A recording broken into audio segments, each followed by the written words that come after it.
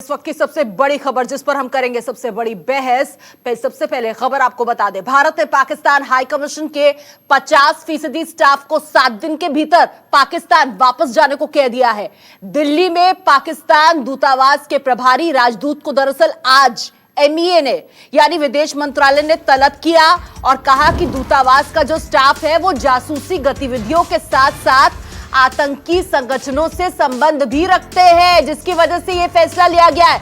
और आपको बता दें, उदाहरण भी दिया गया। 2 हफ्ते पहले जिन 2 लोगों को संदिग्धों को पकड़ा गया था उनका भी उदाहरण दिया गया और साफ तौर पर यह कहा गया जिन्हें देश को छोड़ने को कहा था उनका भी उदाहरण दिया गया। और 31 मई को जो पाक उच्चायोग के 2 कर्मचारी जासूसी के आरोप में पकड़े गए थे उनका जिक्र हुआ है। वहीं दूसरी तरफ इस्लामाबाद में जिस तरीके से भारतीय दूतावास के स्टाफ के साथ अधिकारियों को अब धमकाया जा रहा है, डराया जा रहा है, 3rd डिग्री टॉर्चर किया जा रहा है, पुलिस फर्जी मामले दर्ज कर रही है, उसके बाद घंटों घंटों पूछताछ होती है, डंडों से पीटा जाता है। देखिए, ड्राइवर वापस आ चुका है, अधिकारी वापस आ चुके हैं, दिल्ली पहुंच चुके हैं और आप बीती भी बता रहे हैं, वो बता रहे हैं किस तरीके से फर्जी हिट एंड रन मामले में उनको फंसाया गया।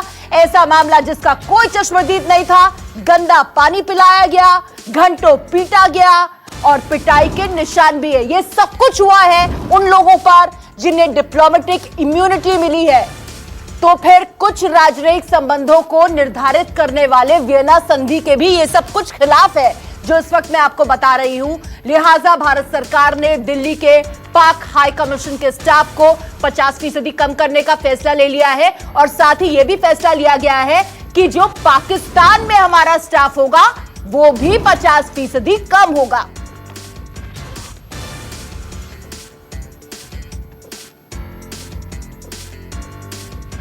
और पूरा पैनल हमारे साथ जुड़ा है। सबसे पहले आपको बता दें, ब्रिगेडियर रिटायर्ड हरीश नवाज हमारे साथ, पाक रक्षा विशेषज्ञ डिफेंस एक्सपर्ट हैं और साथ ही साथ आंचल मल्होत्रा पूर्व राजनयिक डिप्लोमेट हमारे साथ जुड़ी हैं और साथ ही साथ हमारे साथ न्यूज रूम से संजीव त्रिवेदी भी मेरे सहयोगी जुड़ गए हैं। संजीव, जाहिर तौर पर क्योंकि पानी सर के ऊपर गुजर चुका था, यही वजह थी कि मोदी सरकार को यह बड़ा और कड़ा फैसला लेना पड़ा। आज तलब किया अधिकारी को, कार्यकारी अधिकारी को पाक कमीशन के और बता दिया गया कि 50% स्टाफ यहां पर भी घटेगा और वहां पर भी घटेगा। देखिए, ऐसा तब किया जाता है जब पाया ये जाता है कि भारत और पाकिस्तान के जो संबंध या दोनों देशों के जो संबंध हैं वो पटरी से उतर गए हैं। हमारे संबंध आज की तारीख में बेहतर नहीं है, ये बहुत बड़ा संकेत है। और क्यों नहीं है बेहतर, उसकी खास वजह भी बताई है भारत ने। आप भारत में अपने दूतावास के स्टाफ से जासूसी करवाते हैं, आप अपने स्टाफ के जरिए आतंकियों को संदेश पहुंचाते हैं, आपके स्टाफ आतंकियों के साथ संबंध रखते हैं। ये तमाम ऐसे आरोप हैं जो कि आज पाकिस्तान के प्रभारी राजदूत को बुला करके भारत ने लगाए और बड़ा स्पष्ट कर दिया कि ऐसी स्थिति में आपके दूतावास में हम ज़्यादा कर्मचारियों को रहने की इजाज़त नहीं दे सकते हैं।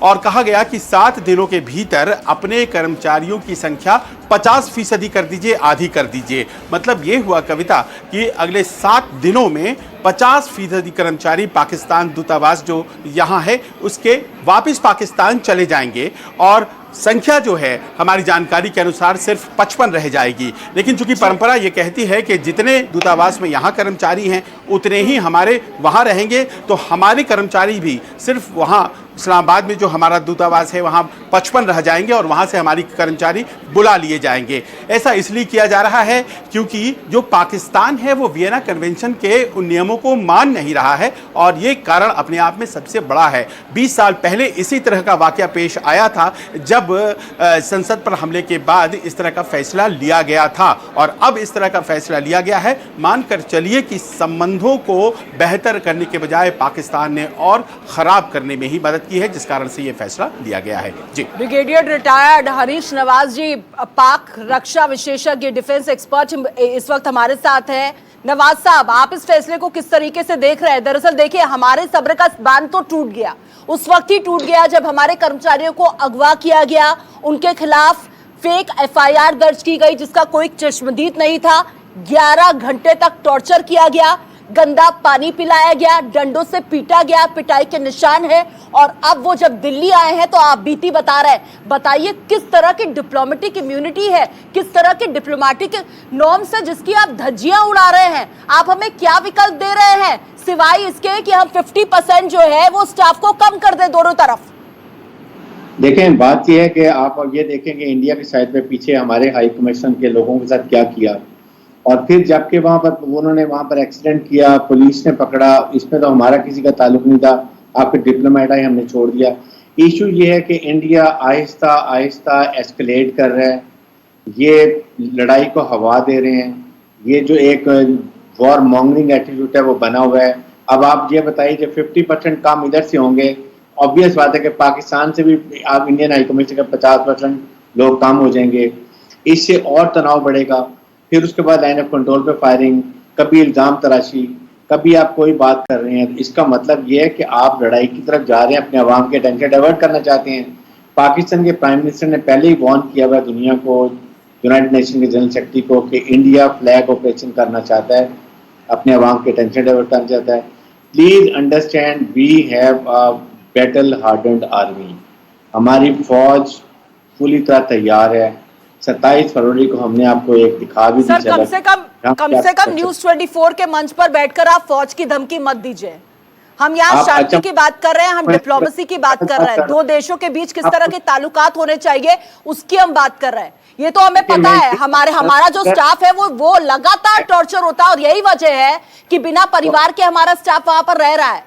हम देखते हैं किस तरीके से गाड़ियां उनका पीछा करती है, हम देखते हैं किस तरीके से उनको अगवा कर लिया जाता है। अब आप आर्मी का यहाँ पर धमकी देंगे बैठ के? मैं यही बात कर रहा हूँ कि 20 लाख का देश यहाँ बैठ के धमकी दे रहा है।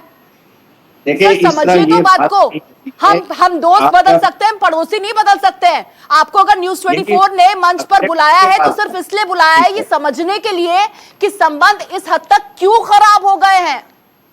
यही तो मैं बात कर रहा हूँ, ये आप अपनी हुकूमत से पूछिए कि ये क्यों खराब हो गए हैं। आप जब हाई कमीशन लेवल पे 50% हमला भिजवाएंगे, इससे तनाव और बढ़ेगा। डिप्लोमेटिक जब तक रहते हैं आपका कॉन्ट्रैक्ट रहता है, आपके कई मसाइल हल होते हैं, आप हाई कमीशन को बुला के अपने कंसर्न शो कर देते हैं।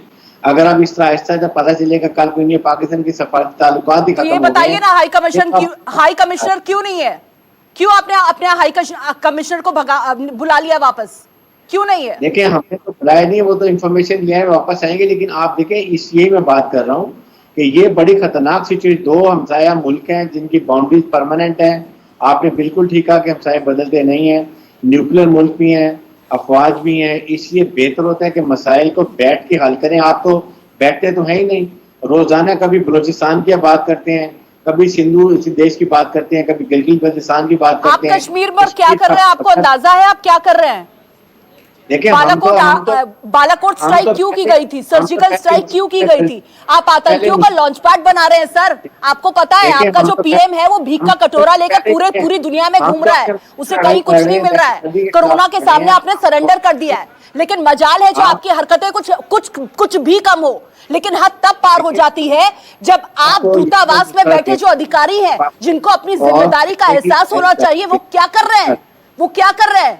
ये हम उनको आईना दिखा रहे हैं, उनके खिलाफ केस है, वो ये कर रहे हैं कि वो जासूसी तो कर ही रहे हैं, वो आतंकियों का साथ दे रहे हैं भाई, आतंकियों का साथ दे रहे हैं। इसलिए एमईए ने आज उनको तलब किया और कहा कि हमारे पास कोई रास्ता नहीं है, कोई विकल्प नहीं है, ये काम रह गया है। आपकी मार लगा दी है। अब आप कैसे बात करती हैं, मुझे बताइए। आप इस वक्त जो एक सोच लड़ाई वाली सोच को खत्म करें। आरएसएस विंग की जो सोच है, जो एक आपकी हिंदुत्व को लेके चल रहे हैं कि हिंदुओं का मुल्क होगा, आपने अपनी सेकुलरिज्म को खत्म कर दिया, गांधी की सोच खत्म कर दी, नेहरू की सोच खत्म कर दी।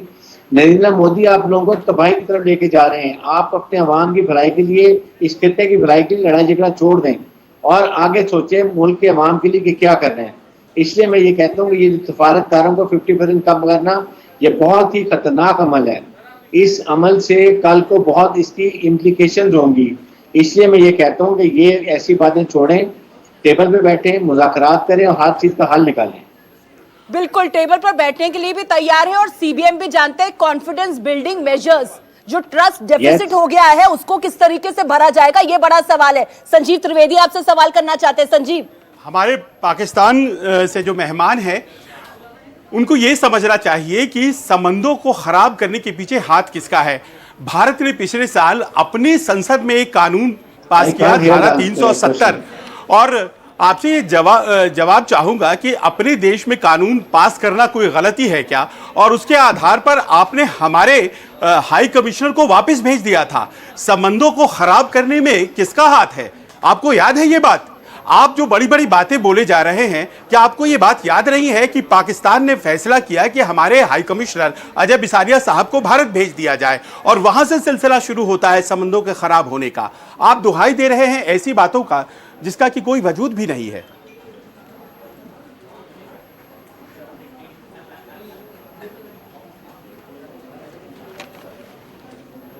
सर जवाब दीजिए। मुझे एक्चुअली आपके सवाल आप ही से, मुझे उनकी आवाज नहीं आ रही है बिल्कुल। आई डोंट नो कि उन्होंने क्या कहा, कैन यू रिपीट कर देंगे? जी वो ये कह रहे थे कि हमारी संसद में जो है वो हमने एक बिल पारित किया 370 धारा को लेकर, आपके पेट में क्यों दर्द होने लगा? आपने हमारे हाई कमिश्नर अजय बिसारिया को क्यों वापस भेज दिया? अगर संबंध खराब हुए, डिरेल हुए, तो उसके पीछे क्यों ना माना जाए कि हाथ आपका है? अब आप मुझे ये बताइए कि 370 को यूनाइटेड नेशन के चार्टर्ड के ऊपर एक ये मुतनाज़ा इलाका है कश्मीर, आपने 370 वो कर लिया। आप 370 की बातें छोड़िए, यहाँ से शुरू होती है हालिया संबंध जो खराब हुए हैं। कविता इन्हें बताइए कि हालिया संबंध जहाँ से खराब होने शुरू हुए हैं उसकी वजह ये थी। कैसे कब्जा करते थे किसी मुल्क के ऊपर, इसकी आपको कोई इजाजत नहीं देगा, पूरी दुनिया नहीं देगी। और लेकिन हालिया संबंध सर कहाँ से खराब होने शुरू हुए हैं? यही से खराब होने शुरू हुए ना। आपने कश्मीर लद्दाख क्या किया? आप चाइना ने आपकी क्यों मार लगाई है? चाइना ने आपके फौजियों को क्यों डंडों से मारा है? इसलिए कि हमने लद्दाख पे वहां जाके यूनिट का कब्जा कर लिया। ऐसे नहीं होते, जो तस्वीरात होते हैं बैठ के हाल होते हैं। जबरदस्ती आप कभी नहीं कर सकते, ना कश्मीर पे कब्जा कर सकेंगे, ना लद्दाख पे करेंगे। चाइना ने आपको ले लिया। अब इसी तरह पाकिस्तान को भी कुछ ना कुछ करना पड़ेगा। क्यों मजबूर करते हैं? मैं तो ये कहता हूँ बैठ के मसाइल हल करें। ऐसे कब्जा करके आप उनको लॉकडाउन खत्म करें। अगर समझते हैं कश्मीर आपके साथ है तो उनको खोलें, उनके ऊपर लॉकडाउन खत्म करते हैं, देखें कि वो आपके साथ क्या करते हैं। या आप नरेंद्र मोदी को बोले या अमित शाह को बोले, राजनाथ सिंह को बोले, जाकर जलसा करें कश्मीर में। फिर कश्मीर के नौजवान जो बुरहान वानी बन चुके हैं, होती है, डिप्लोमेसी होती है। सर आप डिप्लोमेसी न समझाएं। डिप्लोमेसी जो है वो बैक चैनल टॉक्स लगातार हो रही है और वो होती ही रहती है। लेकिन जब हमारे पास सबूत होगा तो जाहिर तौर पर ये मोदी सरकार है, इसका भी 56 इंच का सीना है, फिर फैसले इसी तरह के लिए जाएंगे। फिर आपको सोचना पड़ेगा कि आपको किस तरीके से डील करना है, या तो सुधर जाइए या संभल जाइए। अचल मल्होत्रा पूर्व राजनयिक, पूर्व डिप्लोमेट भी मेरे साथ है। सर मैं आपके पास लौटूंगी। अचल साहब, ऐसे मौके पर होना क्या चाहिए और करना क्या चाहिए? क्योंकि आपका बहुत लंबा, बतौर राजनयिक आपके पास बहुत लंबा अनुभव है। जब इस तरह की स्थितियां आती हैं तो हम कहते हैं कि ये डेडलॉक वाली स्थिति है। कॉन्फिडेंस बिल्डिंग मेजर्स की फिर बात आती है, फिर ट्रस्ट डेफिसिट की बात आती है, लेकिन जब पड़ोसी पाकिस्तान जैसा हो तो फिर हम क्या करें? चाइना का मुतालिक भी तो बोले ना, चाइना का तो इस तरह से समझने की जरूरत है। दो देशों के बीच पे जो रिश्ते हैं। ऑडियो थोड़ा सा बढ़ा दिया जाए, पीसीआर ऑडियो बढ़ाइए जरा। हेलो, हाँ सर, आप अपनी बात रखें। मेरी बात सुन पा रहे हैं आप? जी जी जी जी बिल्कुल।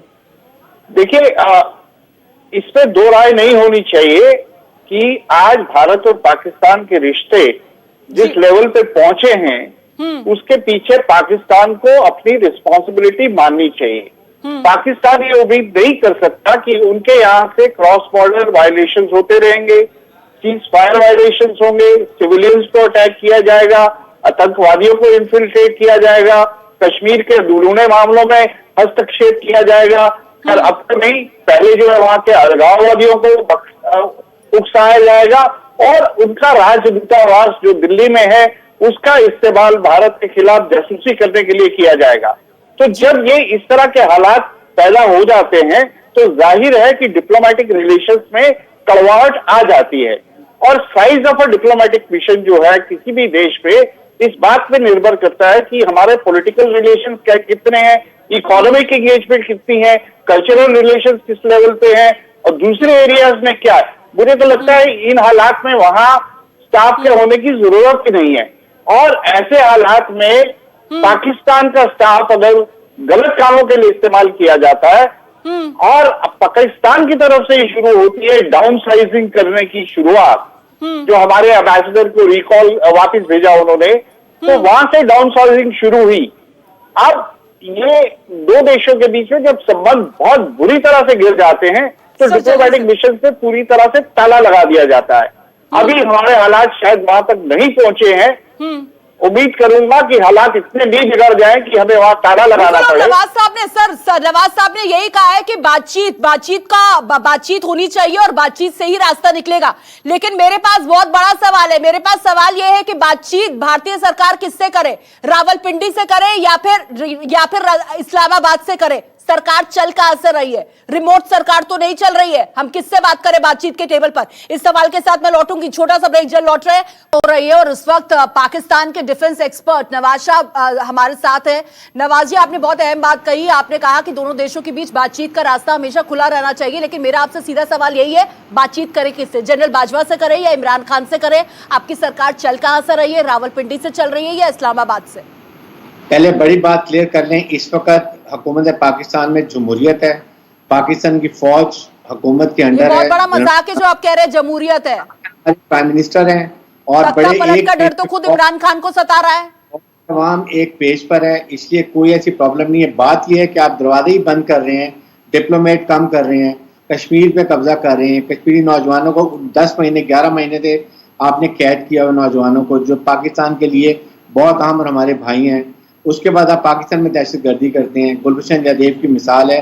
तो कोई तो ऐसा स्टेप करें जिससे हमें भी कॉन्फिडेंस ऐसी बातें कर रहे हैं नवाज साहब, आप ऐसी बातें कर रहे हैं कि हंसी रोके नहीं रुक रही है। आपको भस्मासुर कहा जा रहा है, बारूद के ढेर पर आप बैठे हुए, लेकिन बावजूद इसके आपकी कोशिश यही है कि भारत को किस तरीके से डिस्टेबल किया जाए। अब अचल जी क्योंकि मेरे साथ है, क्विक कॉमेंट।